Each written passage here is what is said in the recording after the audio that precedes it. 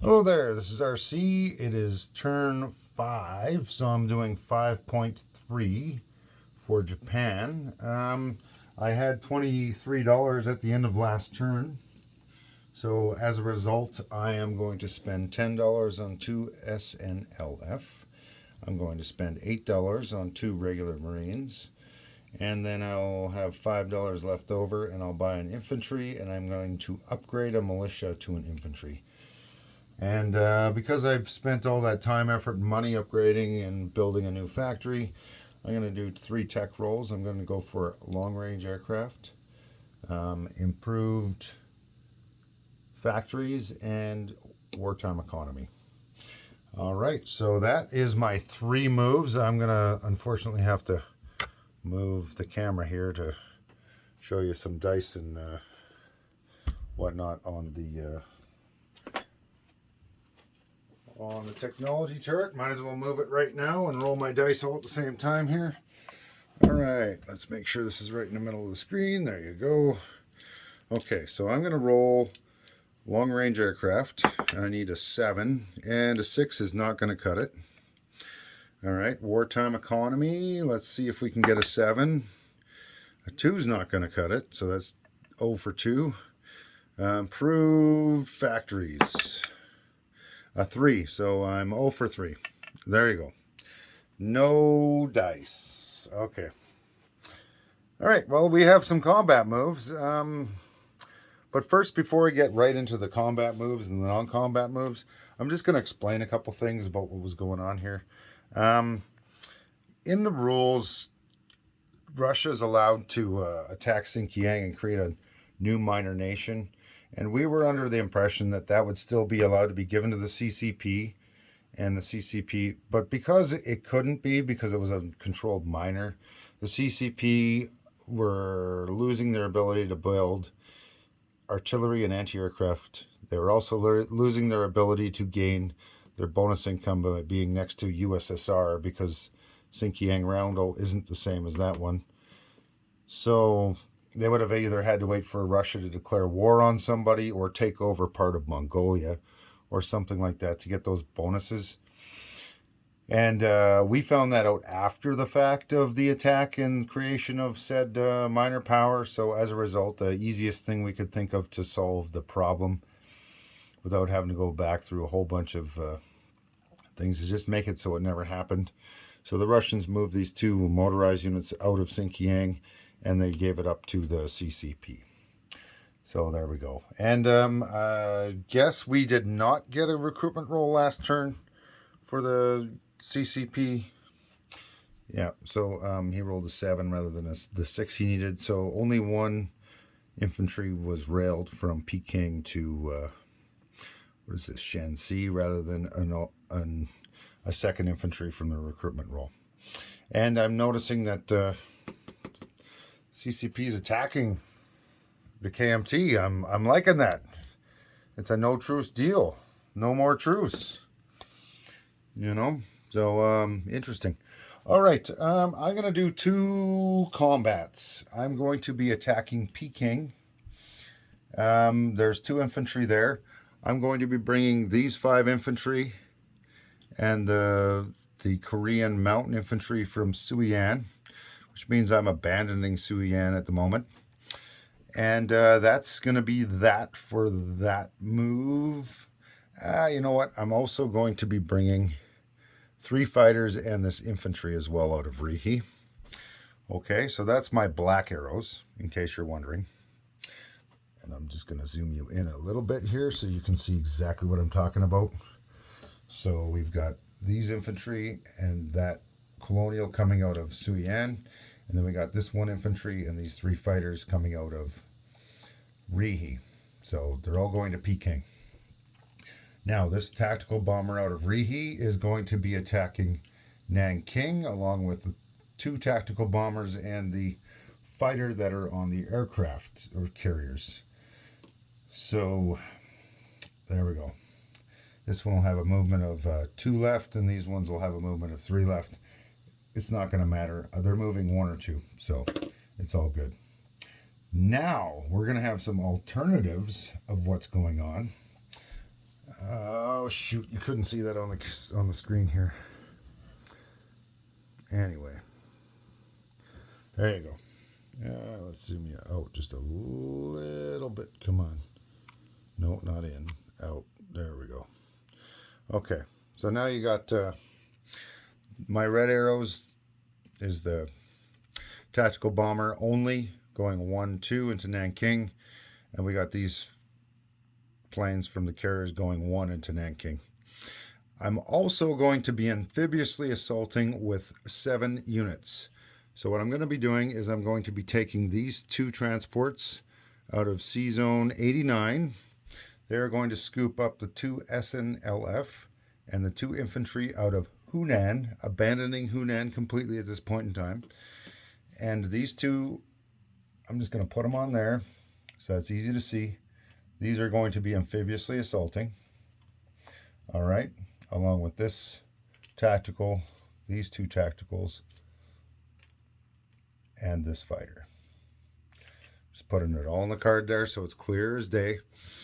I'm also going to be non-combat moving 2 transports from here. 1, 2. So they will also be participating in that battle. Oop.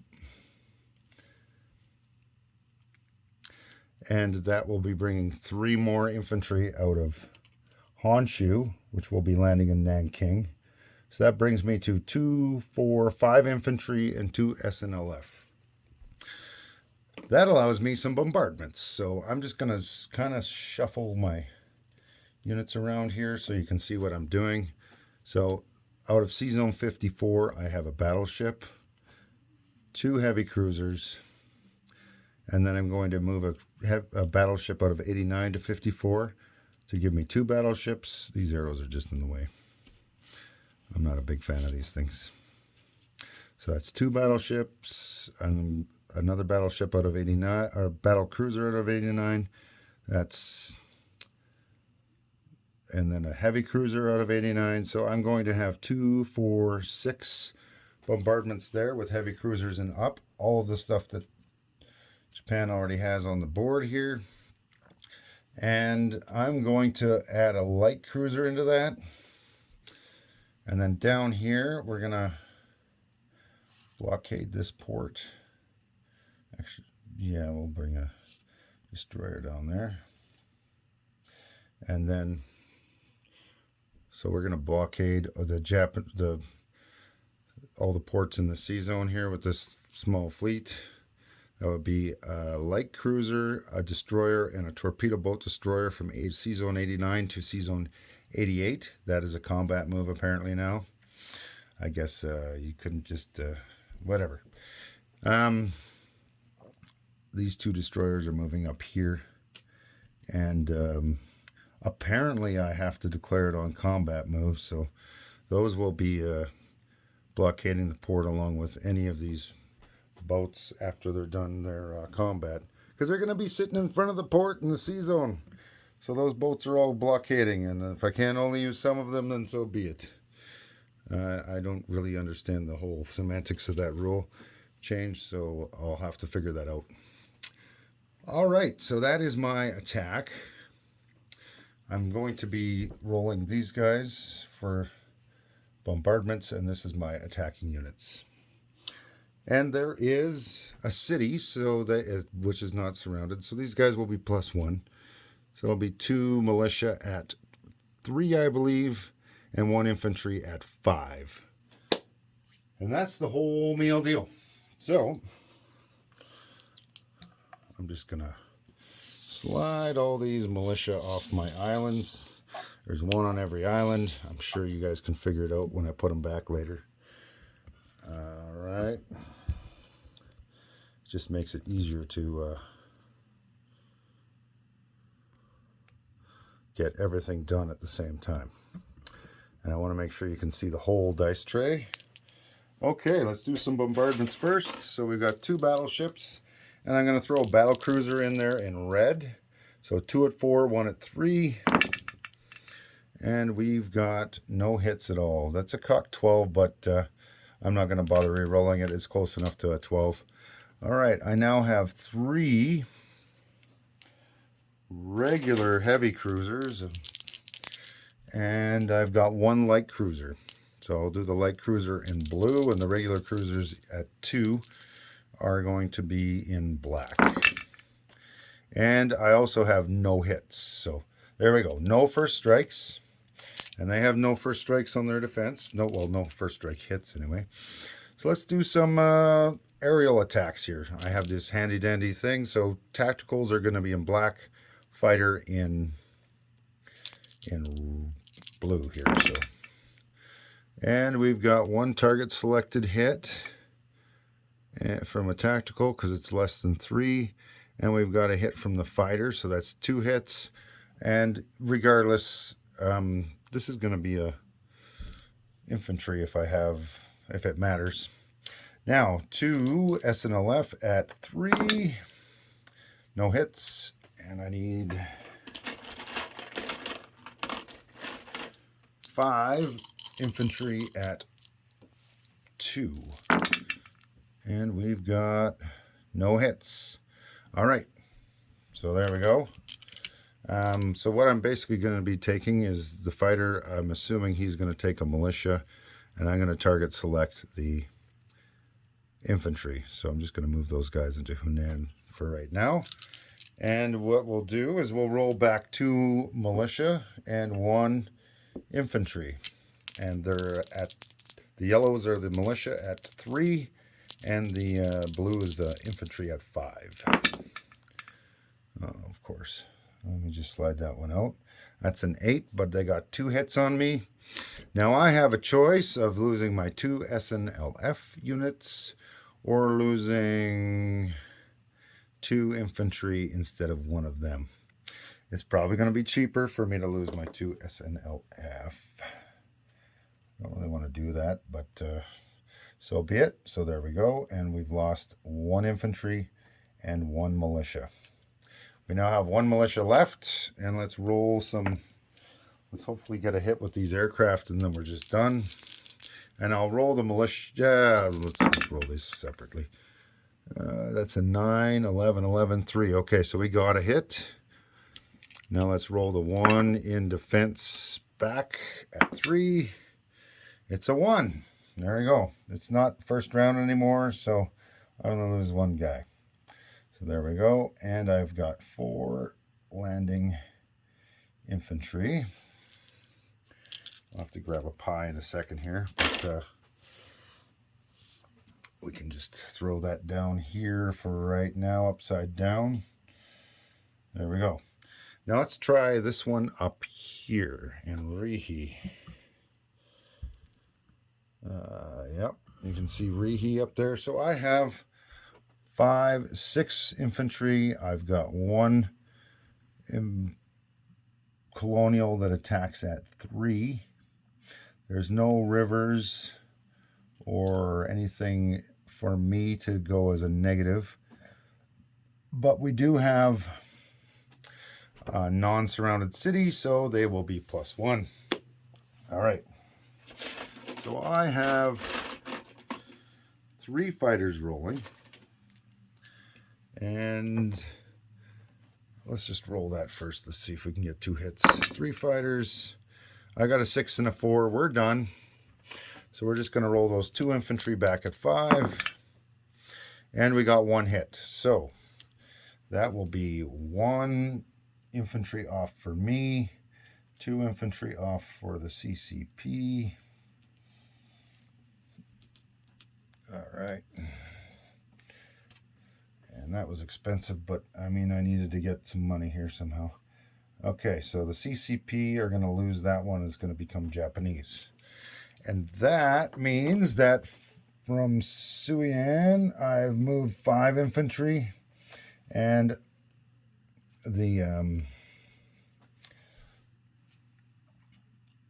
colonial into Peking, leaving nothing in Suian.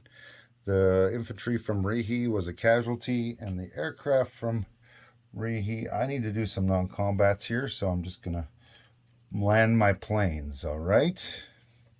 So my planes are going to land here in Korea.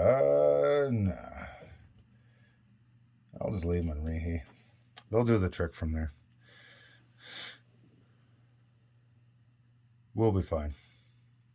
So those 3 planes there, I'm going to fly another fighter up there, and I'll be leaving these 3 tacticals on the carrier. And that means I'll go over where my Navy is at the end of this turn here. All right, let's get this out of the way. So what else do we have going on for non-combats? I'm just going to move this stack of subs up in here in case something weird happens. So basically all my Navy is in the same sea zone, which is 54. And just to make things clear for my partners, that is a light and a fleet carrier, including 3 tactical bombers. I also have 5 transports, 2 destroyers on what do you call it, blockade, but apparently, and any one of the other boats that has finished the amphibious assault is also sitting in that sea zone, and they will also be participating in the blockade, which includes a light cruiser, 3 heavy cruisers, a battle cruiser, 2 battleships, and then not able to participate in that is 3 regular subs and 1 coastal sub. A Sea Zone 89 has no Navy, and I also have a blockade of any ports that are in Sea Zone 88 that are Chinese by a destroyer, a light cruiser, and a torpedo boat destroyer. And my other 4 fighters are up in reheat. All right. Now I'm going to place my units. So I'm going to be placing 2 SNLF and 2 Marines over here. I'm also going to be building an infantry here and upgrading this militia to an infantry for $2, which will grant me 2 infantry up here in reheat. All right. That's it for my moves. Now for the income changes, there's $2 in Peking, which is removed from the CCP and going to Japan. So that's CCP down 2, Japan up 2. All right. And I also have here in Nanking, it's worth $2. I'm going to throw a green chip underneath there, I think, to tidy that mess up. So in Nanking, we have $2 down for the KMT and $2 up for Japan. And I will move over to the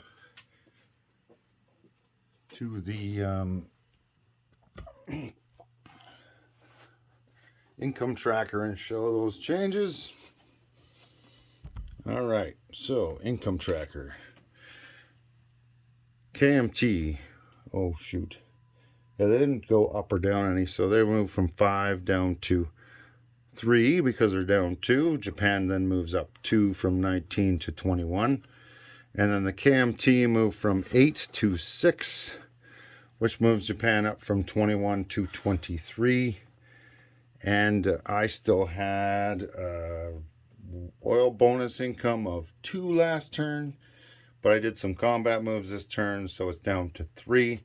Which means Japan will be collecting $24. It saved nothing, so it has $24 in the bank. And I believe that's everything I need to show. Hopefully that's clear as mud.